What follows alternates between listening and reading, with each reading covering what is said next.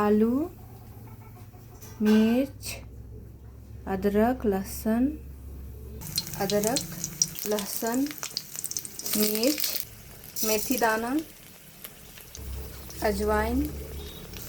हरा इलायची, जीरा, तेज़पत्ता,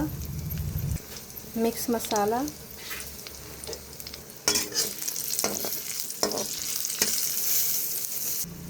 आलू,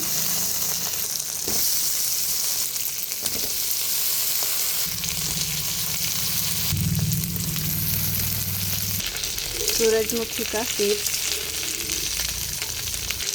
नमक,